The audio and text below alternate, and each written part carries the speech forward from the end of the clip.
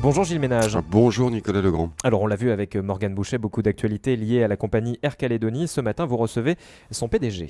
Samuel Népéhoun, bonjour. Bonjour. On va revenir dans un instant évidemment sur les conflits sociaux qui secouent la compagnie actuellement et depuis une dizaine de jours maintenant avec un nouveau conflit qui s'est déclenché ce matin.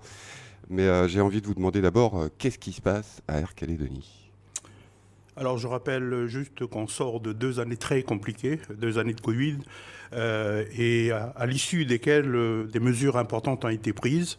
Nous avons pu bénéficier d'aides des collectivités publiques pour survivre. Nous avons dû engager le PGE pour pouvoir vivre. Donc aujourd'hui, on survit, mais en plus, on a des dettes. Et toutes ces mesures-là, ce n'était pas suffisant. Il y a eu aussi le plan de départ volontaire. Avant, on était à plus de 380. Aujourd'hui, on est passé sous la barre des 350 employés. Baisse de la masse salariale de l'ordre de 20%, baisse des frais généraux de l'ordre de 10%. Maintenant, on s'attaque à du dur, c'est-à-dire qu'aujourd'hui, on travaille sur la performance, sur les gains de productivité. Et qu'on commence à travailler sur les gains de productivité et sur la performance, on commence à toucher aux accords, etc. Et donc, ça peut créer quelques crispations. Et effectivement, on peut reprocher à la direction de ce que le syndicat aujourd'hui appelle en déroule, mais parce qu'à un moment donné, il faut continuer à avancer. Il y a des mesures importantes qui ont été prises, mais ce n'est pas suffisant. On doit poursuivre. Et je peux comprendre qu'effectivement, il y a un peu de tension au niveau social. Mais en revanche, ce que je regrette un petit peu par rapport au nouveau mouvement social, c'est que j'ai eu une rencontre avec M. Coulson vendredi dernier à midi. J'ai transmis un protocole d'accord vendredi soir. On avait convenu, le mouvement aurait dû commencer dimanche. On avait convenu qu'on se donnait la chance que les discussions puissent reprendre. Et donc, en début de semaine, je suis un peu surpris que le mouvement ait été déclenché plus tôt. Alors, c'est ce mouvement-là qui a commencé ce matin, l'UTCFE-CGC, en effet, ça va avoir des répercussions évidemment sur les vols. Ça aura effectivement des répercussions sur les vols, puisque les vols du matin ont été annulés déjà. Après, malgré tout, c'est une semaine qui va s'annoncer très compliquée parce que la météo des jours qui arrivent, et notamment aujourd'hui, on avait déjà prévu, en tout cas, on s'attendait à un programme très perturbé aujourd'hui et dans les jours qui viennent, puisque les conditions de météo ne vont pas s'arranger. D'autant plus que le Betty Show aussi a annulé ses rotations, donc tout va se reconcentrer sur nous. Donc, il serait temps qu'on commence un petit peu à travailler parce que, comme je le disais, on sort d'une période Covid. En 2019, qui est notre année de référence, on était à plus de 465 000 passagers. On visait notre seuil d'équilibre qui est de l'ordre de 500 000 passagers. L'année dernière, on a terminé difficilement à 260 000 passagers. Quand on perd 200 000 passagers en une année, c'est 2 milliards de recettes en moins. Donc, déjà cette année, on a déjà pris du retard. On a 20 000 passagers en moins sur notre budget sur janvier et février qui ont démarré très difficilement. Le mois d'août, c'est le gros mois d'Aircal. Et aujourd'hui, les conflits se passent au mois d'août. C'est là où généralement on essaye de se refaire.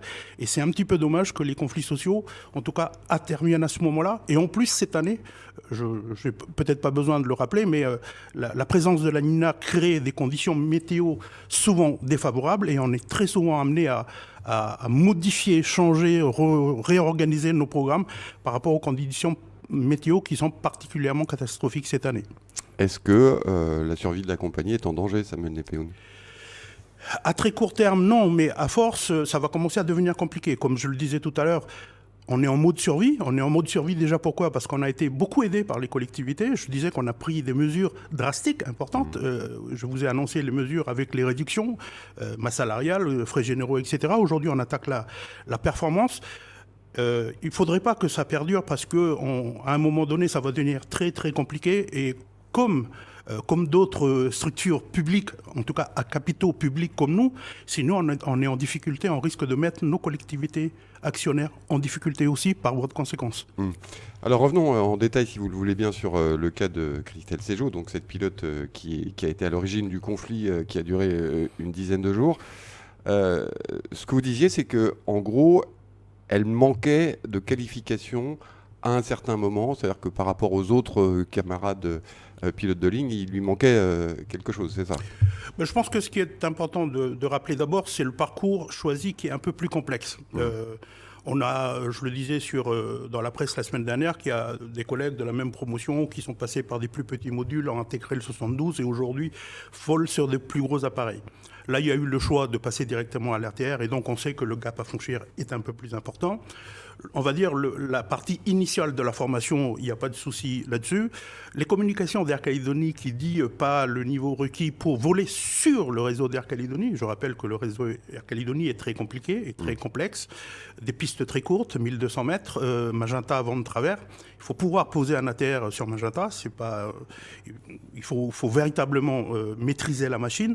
Donc c'est comme ça que nous, et en tout cas personnellement, je dis depuis le début, la direction d'Air Calédonie n'a jamais été opposée à une réintégration, mais à condition que ce gap soit comblé et quand on passe à la phase d'intégration, que ça se passe quasiment naturellement comme tout autre candidat. On n'a pas de souci là-dessus. Ça veut dire qu'il lui manquait une petite période de formation pour être tout à fait capable d'opérer sur le réseau AirCal. C'est ça. En fait, ce qui a été retenu et signé hier, c'est que on a une proposition qui nous a été faite par la province d'Île, par le biais d'un organisme qui permet de rattraper, évaluer le niveau, évaluer le gap à rattraper, pour que, quand la personne se représente à Air Calédonie, cette partie-là est, on va dire, est comblée. Et donc, l'intégration devrait se passer, en tout cas je l'espère, pour nous et pour elle, que ça se passe normalement. Ça va se passer en relation avec Air Tahiti, c'est ça ? On a des relations avec un organisme de formation à Tahiti. Je suis en contact effectivement avec le directeur d'Air Tahiti, sur lesquels on va peut-être profiter du passage sur place pour étudier. On n'a pas encore défini clairement ce que c'est, mais on a des contacts.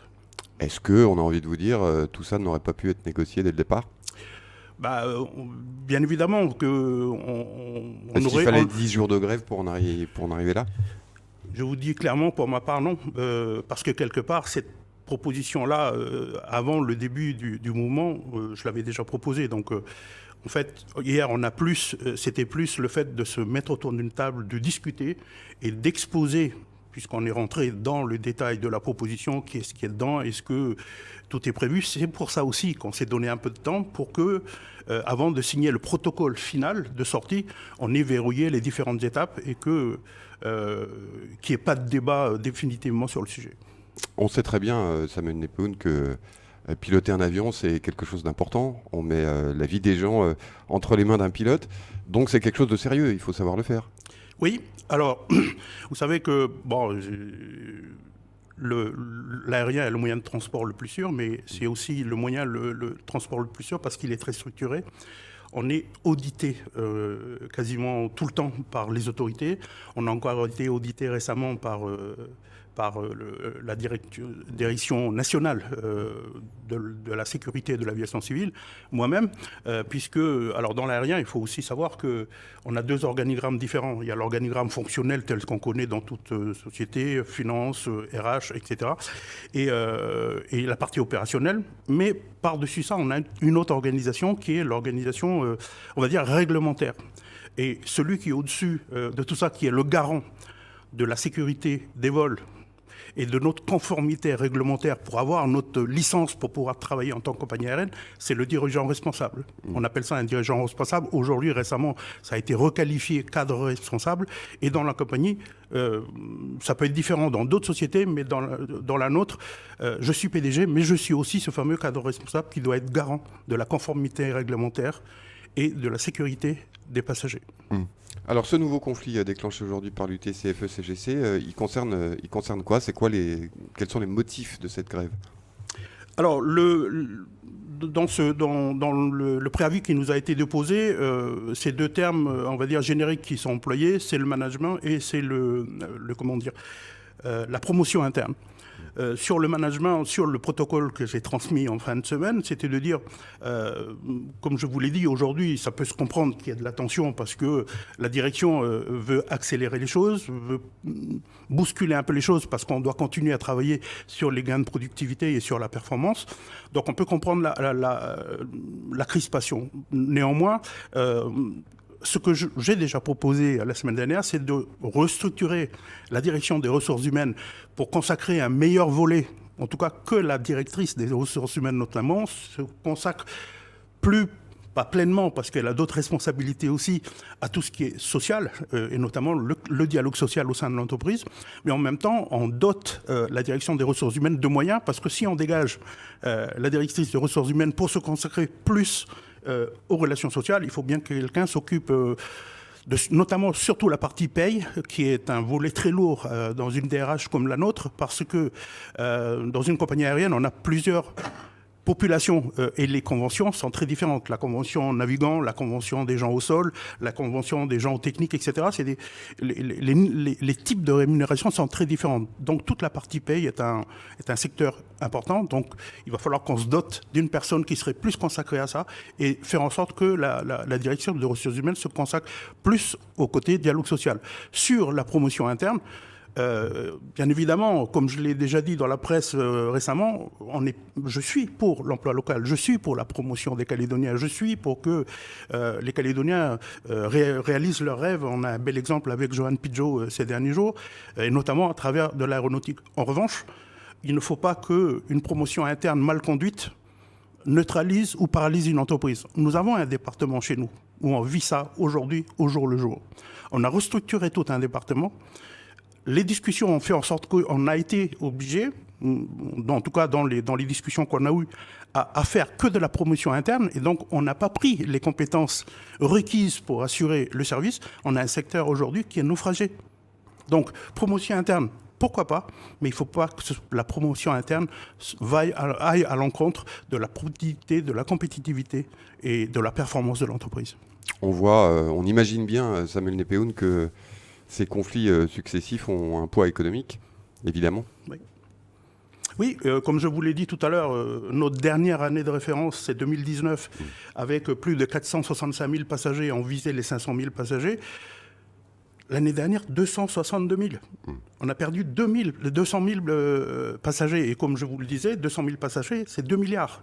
Donc, on a les recettes qui ne rentrent pas, mais la charge, une grande partie de la charge reste. Comme je le disais, on est en mode survie parce qu'on a été aidé par les collectivités, mais on s'est aussi endetté. Maintenant, il va falloir rembourser ces dettes qu'on a contractées pour survivre. Donc, je disais encore une fois que le mois d'août, c'est le gros mois d'Air Calédonie où on frôle les 40 000 passagers.